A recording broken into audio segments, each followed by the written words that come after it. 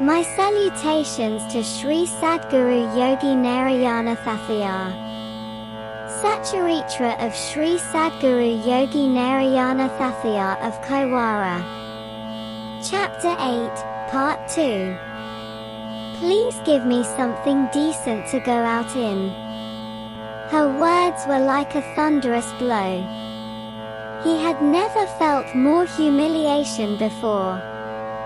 He prayed, "Oh, Lord Amora Narayana, I have become so wretched that I cannot even feed my little ones. I'm helpless about the distress and unrest of my wife. Worst of all, I cannot ensure the minimum decency of clothing for my little daughter. What a sordid life." He sat there, paralyzed with frustration and self-pity. Meanwhile, the wife and starving children drifted into sleep. The agony of penury was insufferable. He was disheartened. Unable to cope with the inhuman problems, he prayed to the goddess for some material wealth. However, he checked himself. "Oh yes, I see you have denied me all wealth just in case your child should be spoilt by the Arishadvarga and East Hanthria, stray into the dissipated way of life, and discard the religious path of devotion and liberation. If so, please withhold all such worldly wealth and opulence from me. I never needed them, I would rather cry right now in this penury." So be it. He continued weeping until the distress tried him out and he fell asleep. In the dead of night, Muniamma woke up suddenly. She had heard a knock on the door, someone calling her to open the door. She debated with herself, who could it be at this hour of night? We are starving, and a guest is the last thing we want. Probably some relatives. With these thoughts, she opened the door. There was a person with extreme radiance standing at the doorway. He said, "Oh mother, I'm a well-wisher for your husband. The ultimate redeemer, if you will. It seems that you have fallen on hard times. Here you are. Take this packet." He handed me a small pouch of money. She explained to herself, "My goodness. The old man is not so inefficient after all. I never thought he had such friends in need." Lost in amazement, she took the packet absent-mindedly. When she looked up to see who that was, the person had vanished. Sure enough, the Almighty would watch over his devotees all alone throughout their course of life. Narayana later extolled the benevolence of the Almighty in his verses. But Muniamma was a knave housewife with no idea of the spiritual aspect of life. She continued to wonder. Surely, this is not some kind of miracle. How come he just disappeared at the same moment he handed me this packet?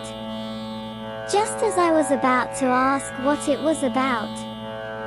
She woke her husband and asked, "Why didn't you inform me that you have such true friends and well-wishers?" One of them just called, handed me the money pouch, and disappeared immediately. Gave me no chance to ask about his whereabouts. Narayanapa understood, he was overwhelmed by awe and delightful amazement. He observed, "My woman, you are no ordinary one, I say. Yours is a purposeful life. Otherwise, you would not have witnessed the glory of the Supreme Yogi firsthand, the one who constantly eluded the sages who mortified themselves in rigorous penance for ages. You are the blessed one. Your life is vindicated. How can I describe how blessed I am to have such a woman as my wife? He was obsessed with the rare opportunity granted her by the Almighty and remained in the posture of namaskara. Munyama kept thinking, what he has been saying all alone was borne out by the spectacle. She brought herself to believe it. Of course, it is true. The one with such a dazzling radiance could not be just another human. He is the Amara Narayana Swami himself. Strangely, or as was the divine will, such recognition proved momentary. She returned to the materiality of the mortal world. She reminds us of Yashoda, in spite of the explanation given by Lord Shri Krishna that he was born to her to actualize her wish in her previous life to have him for her son. Yashoda had only a fleeting realization. The next moment, she forgot everything, returned to her worldly existence, and fondled and punished him as any ordinary mother would do to her mischievous little son. It was in accordance with the divine illusion, the magic of confused realization. Never afterwards was she ever aware that he was the very avatar of the Almighty. Likewise, Munyama was never conscious of the miraculous happening to which she was the sole witness or of the devotional excellence of her husband. She remained a normal wife and understood him as a normal husband, like all other mortals. With that divine charity, they cleared all the debts the next day. She bought all the groceries and clothes needed for the children and entertained them with delicious food. Life seemed easy. One day, she asked her husband, "Oh dear, what was the reason the mysterious person gave us the money? Who was he, anyway? My dear, do you remember the day when the Karaman pronounced that I must repay all my debts within 4 days, failing which our house and belongings would be taken over? When I asked for a month's time, he flatly refused. Worse, he jeered at me. Why not ask Amara Narayana Swami for help? You are looked upon as his ardent devotee, and he would probably not fail you. Or at least, his wife, Goddess Lakshmi Devi, could come to your rescue." Alongside me, the other townsfolk present, and even our own community, had great amusement by hectoring and heckling me. I was just ashamed to say anything. I was helpless. My lord, Amara Narayana Swami, was sorry for my plight. He wanted to help me right away, so he came to our house at midnight and handed you the money pouch. Just as the eyelids are protective of the eyes, the Almighty is always protective of virtuous people. He always stays with those pious souls that exult in being devoted to the restoration, protection, and liberation of their devotees. He resides right within them. In this way, Narayanapa described the magnanimity of the Almighty, and then a couple of months passed. The God-sent money was used up.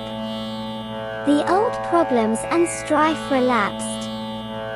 Munyama had an innate fancy for riches. With the return to penury, she turned back into the old, ill-tempered shrew she had been. That was only half of it. Under the guidance of the Coronel Malaya, some of the influential people in the village revived their wanton harassment. Narayanapa was pushed to the peak of frustration. One day, it came to a final showdown with his wife. "My man, your false religiosity has become a domestic curse. The women in these parts are only too familiar with your sentimental stupidity.